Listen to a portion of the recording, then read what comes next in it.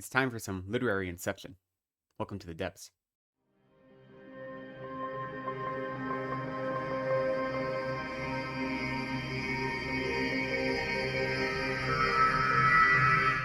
Hello, welcome to Reading from the Depths. My name is Lecton. Thanks for spending some time with me today. Today I have a tag for you, and this is the Reading Books About Reading Books tag. And this was originally created by Robert over at Robert G. Reads Books, and I was tagged by Pat at Book Chat with Pat. So I'll link both of their videos down in the description. So Robert describes this as a discussion about books, which describes the joys, the pleasures, and the benefits of reading. So there are 8 prompts along with a prompt to tag others. So let's get to it. The first prompt is, what do you enjoy most about reading?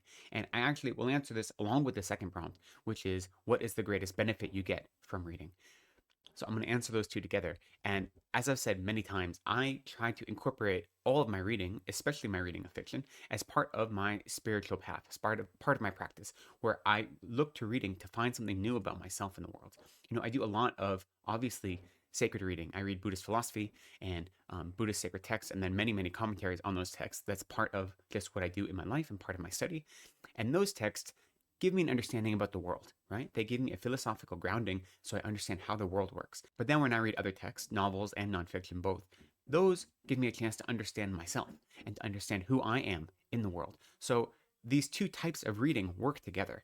And what I enjoy most about reading is the opportunity to lose myself in a narrative that is a mirror showing me something about myself, right?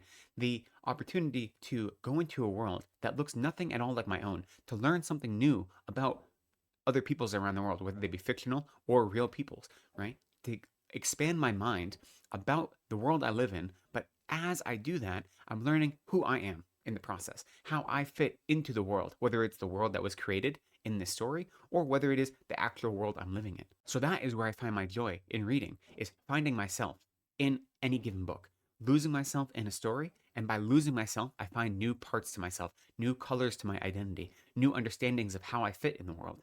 And that at the same time is what I think the greatest benefit from reading is. Reading gives you a chance to learn something about the world and about yourself in the world.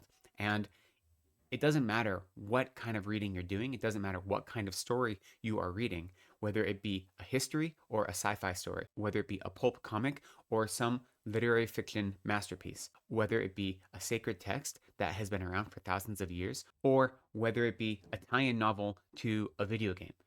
It doesn't matter what you're reading. It gives you an opportunity to learn something new about the world and about yourself. And that is where I find the most joy in reading and the most benefit as well. So the third prompt is there any other activity which gives you the same satisfaction as reading, or a satisfaction similar to reading? And I would say, you know, again, I look at reading as part of my spiritual path, as part of how I choose to live in the world and how I understand the world around me. And in general, in Buddhism, we say that whenever you're engaging a new topic, whenever you're learning something new, there are kind of 3 steps you go through, and you're constantly cycling through these 3 steps. The first one is study, right, or learning. That is when you encounter a new topic, whether it be in a book, in a text, or at a teaching, or any sort of engagement. You first have the act of study or learning. It's actually, the word is tipa, is hearing, right? But what it means is to study something new. And then the second action is contemplation. So once you learn new information, you have to analyze it. You have to say, does this make sense to me? Is this logical? What is the logic that supports this? Or what are the things that seem to contradict it? How does this fit into my life, into my worldview? How does this affect me in any way? So you do this act of contemplation to try to find some sort of answer between yourself and the text. And then the third step is meditation. Once you are able to cultivate some sort of meaning in that text through the act of contemplation, then you want to make that meaning indistinguishable from your mind, right? So you meditate on that object. In Tibetan, the word for meditation is gom, and that means to become familiar with. So when you are meditating on something, what you're doing is becoming familiar with that thing. Now, that may mean you're becoming familiar with your mind. That is the most root type of meditation. Or you're becoming familiar with whatever the meditative object is and making that indistinguishable from your mind. So we meditate on compassion so that our mind is indistinguishable from compassion, and so on. And when I'm engaging in an act of reading, then I go through these 3 steps where I read something new, and then I think about it, and then I try to find lessons in that text and meditate on those lessons in such a way as to make them indistinguishable from my mind. And so, aside from the act of reading itself, the other activities that give me satisfaction is this whole process of first reading and then thinking about what I've read and then trying to apply that to my life and making that lesson more meaningful. This whole kind of ecosystem is what I find satisfaction in. So it's not just the act of reading, but it's these other things as well. And this is a process that I bring to everything I do in my life. So whenever I'm trying to learn something new, I go through these steps, constantly cycling through them, learning new things, thinking about them, and making them important in my life. Whether that's for text, such as novels or nonfiction, or for any other thing I put my mind to. Now, outside of that process and outside of reading in general, I will say other things that I find satisfaction in are any kind of activities that allow me to participate with my creativity and also offer things to others. So I am vegan, and before I moved to India, I did a lot of vegan baking. I don't bake here, I don't have an oven, and I don't have the resources for it. But when I was in the States, I would bake at least once a week, if not twice a week, many different things, only to give them away. I had no interest in eating all of those things for myself, but I would do a lot of baking to share with others. And then also, I knit and I crochet and do other handicrafts, but I don't have any need for any of the things that I could knit or crochet, especially not here in South India. Maybe a pair of socks once in a while. So I like to knit and crochet so I can give those things to others. So any activity that allows me to explore my creativity and also serves as a way to benefit others in some way, even if it's a simple material way, I do enjoy those as well, and I receive a lot of satisfaction from those type of activities. The next question is, do you have a dedicated time each day or specific days to do your reading? And I don't, not really. I read every day, and I read whenever I have spare time, especially since a lot of my reading is digital. I can keep my e-reader with me wherever I am. So whenever I have spare time, I'll do some reading. But in general, I try to read a little bit in the morning. I tend to get up early and I have a kind of morning practice that I do. And then once I'm done with that, I try to spend at least a little bit of time reading before I prepare for my morning classes and my morning teaching schedule. And then in the afternoon at lunchtime, if I eat a very quick lunch, then I will spend the rest of that time usually reading. And then in the afternoon, I don't always have time. I'm usually in class or I'm doing more study. And then in the evening, either right before my evening classes or after my evening classes is when I do also a lot of reading. So all during the day. There's nothing fixed.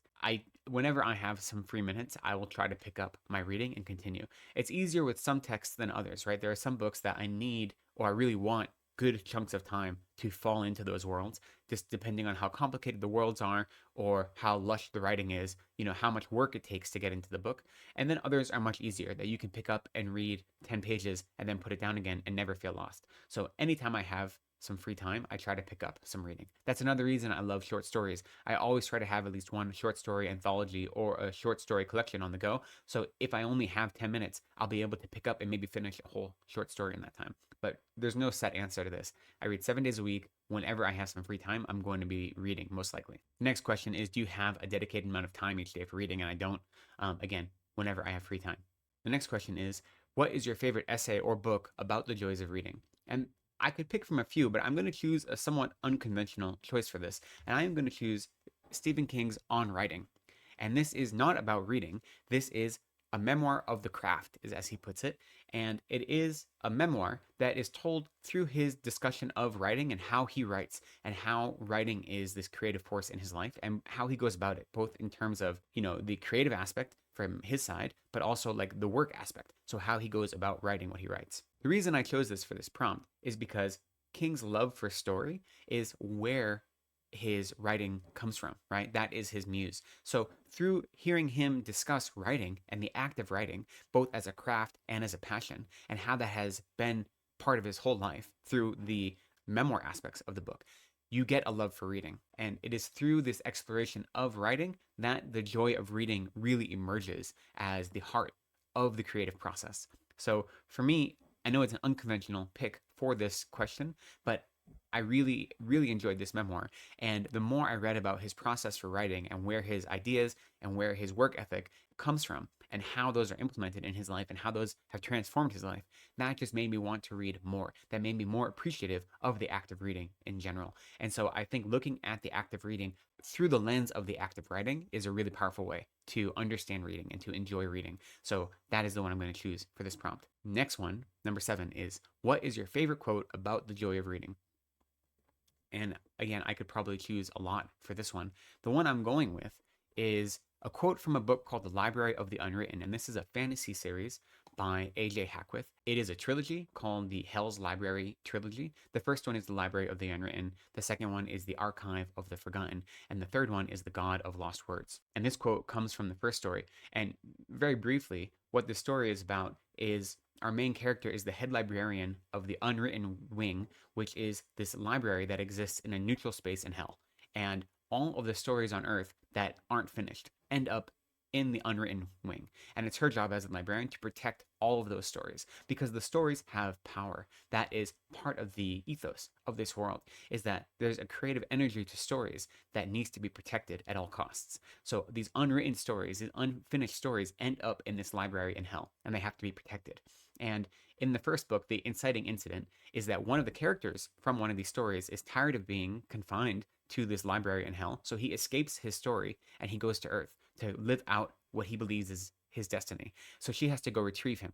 And the retrieval goes horribly wrong, and they're attacked by an angel, and the story kind of spins out from there. You get to visit the great libraries of other afterlives. So it doesn't only stick to the Christian idea of an afterlife. You go to the great libraries in Valhalla, and you go to a great library in whatever the afterlife is for the Greek epics.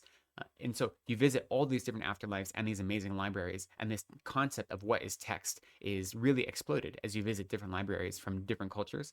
But so that is the heart of the story, is this librarian taking care of books that are not completed because they're still powerful. And as part of her job, she has basically a journal that all of the head librarians write their thoughts in this journal. So throughout the book, you get little quotations from the different head librarians who held this position before her. And this is one of the quotes from that journal. No story is insignificant.